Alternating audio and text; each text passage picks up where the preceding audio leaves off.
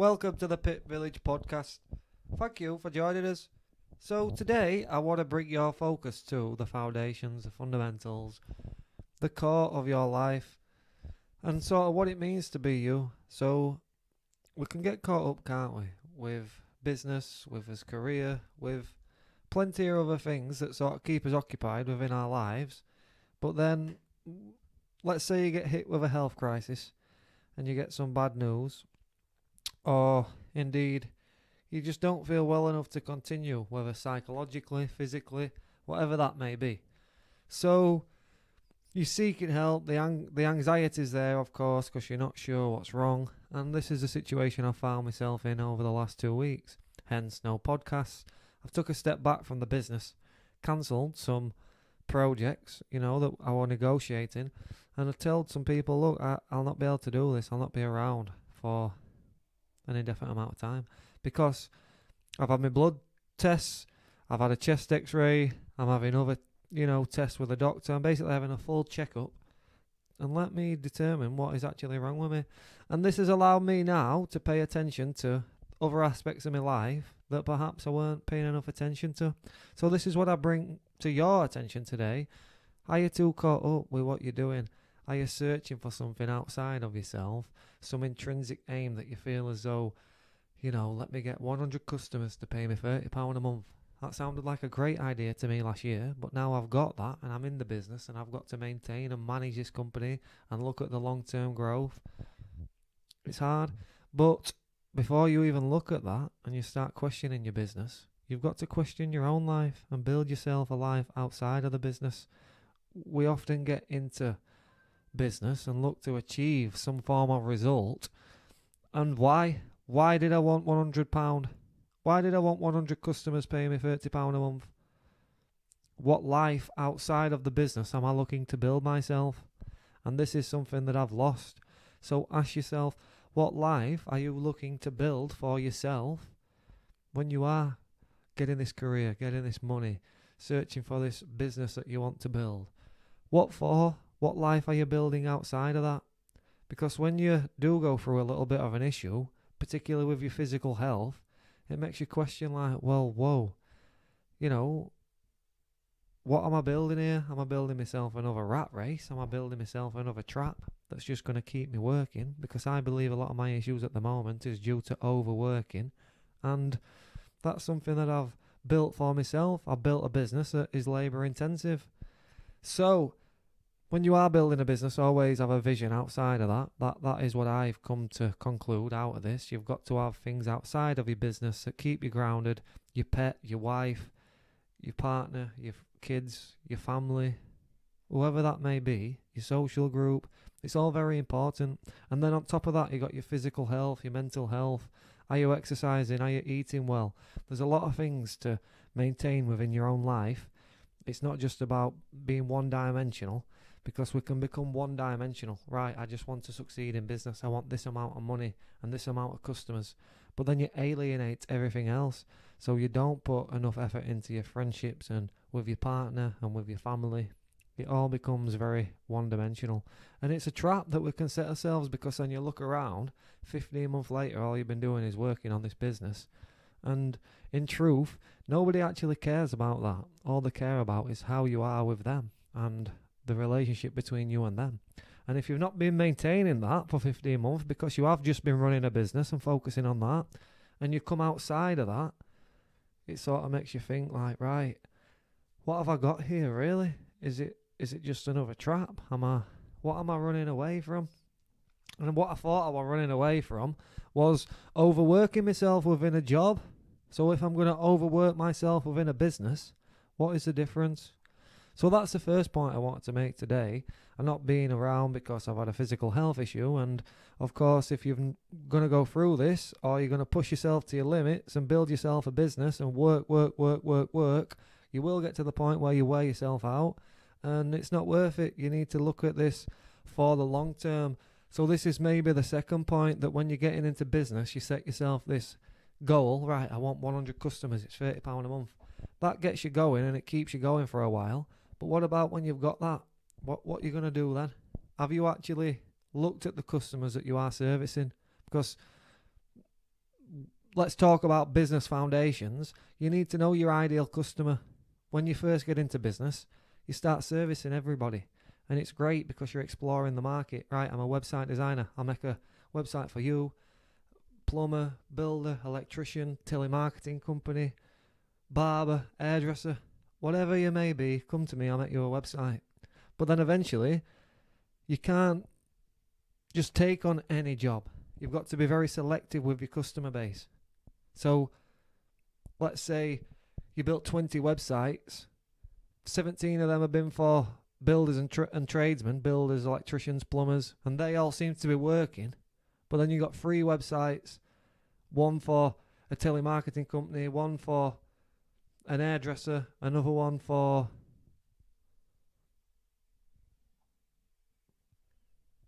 some online store that you've built for somebody. But those 3 actually take up more time than the 17 because you've got a standard process with the 17 people that you can't implement with those 3 bespoke customers that you've took on that aren't particularly within your realm. So you know the industry of these 17 people, the tradesmen, you know that. You can build a website for them. And this may be similar to you. You'll start, you'll be an accountant, whatever it may be, you'll find your audience that best serves you and who you best serve. Because you can't serve everybody. And that is the first point. Knowing your customers and knowing your target audience is very important in business, and you can drown yourself and just take on anything and become a generalist. But we need to be a specialist not only within ourselves. Okay, I'm a website designer, that is my specialism. But within my company, the brand that I've built, Prospect 27, that needs to specialise and work with tradesmen, plumbers, electricians. I can then create content around those people and create a standardized process, a standard website that works for all of them, and implement their work into it so it is bespoke to them in some way. But of course, I've got a repeatable service that I can continue to offer rather than everything being bespoke. So these are the things that you need to think about, like how many customers can you take on? Because if I don't create the standard service and I just continue to service everybody and do bespoke websites for everybody, £30 a month, anybody, come on board. Eventually I'm going to wear myself out because I'm going to have 20 customers that are all bespoke that I don't know the markets of, and I'm trying to make the websites work for them, but it's taking a lot of time because I don't know the target audience. I don't know their customer base. So, yeah, it's hard. You need to think about this within your company. So it's not just about, right, let me get this amount of money coming in. No, first off, what customers do you want to service? How much time, what level of service do you want to provide them? How much time? How much money are you going to get for that? How are you going to manage that? How are you going to invoice them? You've created cash flow for your business. Is it a retained customer base? Do you have to go and get new customers all the time? So these are things that you're going to have to think about. How you position yourself within the market, your branding, your marketing, your sales process, bringing a customer on board, the customer service, again, invoicing, cash flow, bookkeeping. There's a lot to consider when you're building your own little business-to-business organization.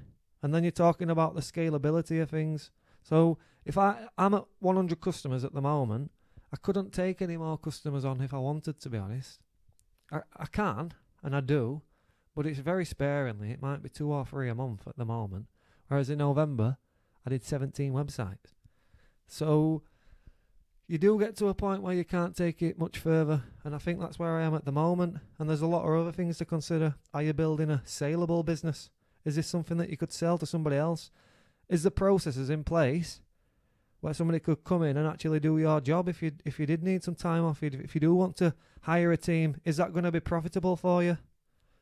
Can you actually hire a salesperson to sell the solution that you are selling and make a profit on the sales that they make? Because again, I don't take a setup fee. I'm a website designer. £30 a month. I've got to sell 50 websites to cover a £1,500 a month wage. So there's a real problem there in terms of scaling the business with people. So then you need to look at technology. How can I use technology to scale my business? Automating my systems. And then it's strategy. Your strategy of your business becomes important.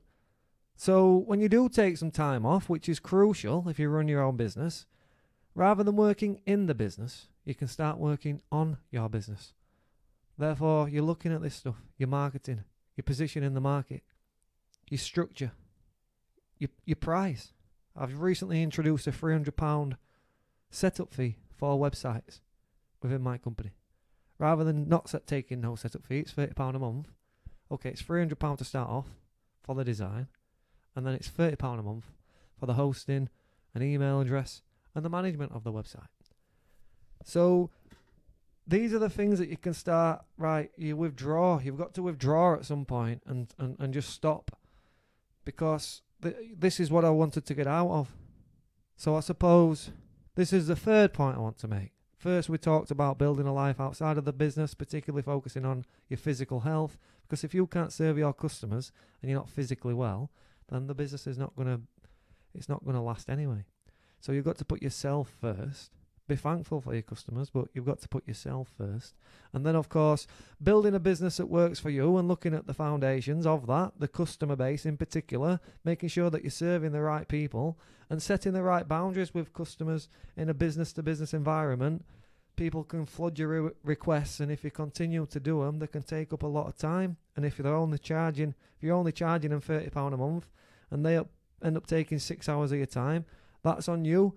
Because you need to set the customer expectations and build it into your process and your customer journey, how you actually service them on a monthly basis, and the limitations of that, and if there's any additional fees when you do have to service them further, if they indeed need that.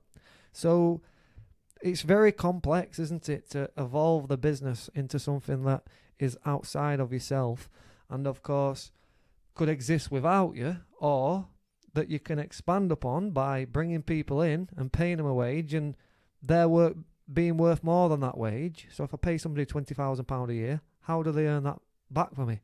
Well, with a £300 setup fee, that is quite easy now. They can sell 5 websites, and then the business that they are building up on the back of that with a £30 a month is what we gain as a company. They then cover their own wage with the 5 websites, and maybe there's a commission structure, anything after that. So you keep people incentivized. So you can hire a team, you can build a business outside of yourself. And obviously it's early doors for me, I'm only 15 months in, but this is the sort of stuff I need to be thinking about now. I've got myself to where it's around £2,000 a month in cash flow. There's around £400 worth for expenses. So I've got £1,600 sat there every month. That's a wage for me, or it could be a wage for somebody else. If I can cut down my living expenses and look at my own life once again and become more frugal, stop spending money. I don't need to work as hard because I don't need to, buy all this stuff that I'm buying to either validate myself with other people or indeed feed my immediate pleasures, whether it's cigarettes, whatever it may be, just wasting money on takeaways and all that sort of stuff. It's unnecessary, isn't it? So the fundamentals, really, and you know what? They're hard to get right, and you're going to have to revisit them and revisit your strategy within your business and continue to create yourself a new vision, because as you achieve your aim, ultimately you're going to become a little bit frantic, and that anxiety is going to start kicking back in, and you are going to start then worrying about other things. Maybe that's good. Maybe your attention needs to be on those things. And indeed, I have withdrawn. I've been going on walks. I'm sort of reconciling with the partner. We're spending more time together. I'm speaking with my family. And I'm looking at the basic things in life. Again, the fundamentals, because without the business, what else have you got? That's the first thing you need to look at. Without your business, what else have you got? And then within your business, what have you got? Is that something that is labour intensive, that traps you, that is only allowing you to earn a basic wage for a lot of time every week? Would you actually be better off just in a job? Because if that is the case, then you've not created yourself a business that is sustainable. So, creating something that is sustainable is different than just creating something that you constantly need to work at and is labour intensive. So we need to look at the fundamentals. How are you priced? What is your level of service? Of course, how is the business set up? Could you automate some of those processes? Can you bring on staff and outsource certain things that's going to allow you to spend time on high value things within your business, such as selling to people and actually delivering the work? Can you outsource the administrative, the bookkeeping, all that stuff? Can you bring somebody on to do that? Or Can you hire an accountant or a bookkeeper, whatever it may be? You need to look at these things and alleviate yourself, fire yourself from those small things. Yeah, and it's a lot to think about, isn't it? Then it's the marketing. How do you rebrand yourself? How do you position yourself in the market? How do you bring in those customers that you do want, your ideal customer base? So knowing your customers and the pain points and delivering that within your marketing. And actually, are you building something with a long-term vision? Not just, oh, I want 100 customers and this is what I want, and when I get there, I'll be happy. No, what about the long term? What about 5 to 10 years? Are you in a hyper-growth market? Are you differentiating your business? Are you doing something that is different? Are you learning and adapting to the market? Are you continuously having to improve upon yourself in order to serve your customers and feed into this business? How do you continue to grow? Because, yeah, it's great having a standard service and having this customer base and knowing who you service and all that stuff. But what about the long term? What actually do you want from this? And I think that's what it comes down to. What do you want from this?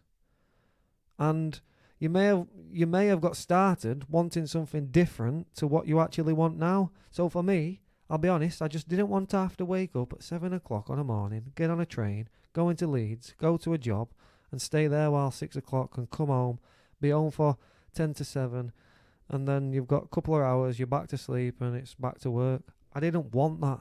But unfortunately, when you create yourself a business, you've got to work even longer than that if you want to succeed. But you can keep working longer than that. It may be that I can take a step back from the business now for 4 to 8 weeks and still earn money without actually working as hard as I have been. That may be the case. And then the customers who are messaging me at this point when I am ill and I can't actually be at the laptop and it's physically impossible for me to do so, they may be the customers that need a level of service that I cannot provide anyway. So take a step back and pay attention and be observant. This is what the message is today. Take a step back, put yourself first, review your customer base, review your pricing, your business structure, your long-term aim, and really think about what you want from this. Do you want to continue to work? Because sooner or later you will realise that strategy is more important than execution. The execution is very important, but if you're going to execute something, if you're actually going to do something, what you're working on is one of the most important things, and, the structure of it. So if I continue on this path, there's only so far I can go until it all either implodes on itself or I implode on myself and my heart bursts out my chest and I have an heart attack. Because that's how, a lot of this ends. It's just stress. It's not looking after yourself. It's overworking. So take a step back, look at your strategy and look at where you're moving towards. Look at your customer base and all the things we've discussed today, and then maybe we can move forward and not be worried about us physical health, because we'll have put ourselves first. We'll be practicing yoga. We'll be looking at his diet. We'll be looking at the basic things, living frugally, not overworking, getting enough sleep. And then your customers will actually receive a better service from you because you'll be more alert, you'll be more focused, you'll be more driven, and your family will improve, your relationship with your partner will improve because you'll be able to give them more, you'll be in the moment, you won't be living in, fear and anxiety and dread, or even in the excitement of the future and what the plans are going to be and the opportunities and the prospects and how great you are because you've achieved this goal in business. Sometimes you've got to take a step out of that to see things for what they actually are. So thank you for your time today. It's a Pit Village podcast. We are back. I've got a couple of interviews coming up. I've had to record this remote. I've recorded a couple of the interviews remote. I'm not being at the house and the office, but I'll be going back there this weekend. So I'll get everything out there this weekend. I'll get the interviews out there. I'll get this episode out there. And we'll continue to move forward. It's been attentive April. We've been looking at the attention economy, attention as a whole. And ultimately, my attention was brought to my health because of a health scare. What has your attention been on this month? And what is your attention going to be on in the coming month, in May? For me, it's going to be on this podcast, and we'll be releasing a lot more. We'll be wanting to interview a lot more people. So if you are wanting to be interviewed by the Pit Village podcast and you'd like to have a chat about your business, about mental health, about life, but particularly young people building businesses, That's who I've been speaking to primarily, and we're both. That's where I am. So it'd be great to speak to you if you are just getting started on your journey. If you started in business, get in touch. It's interviews@pitvillagepodcast.co.uk. Thanks a lot for your time. As always, we're sponsored by Prospect 27. Pay monthly websites. Get in touch. All the best. Bye.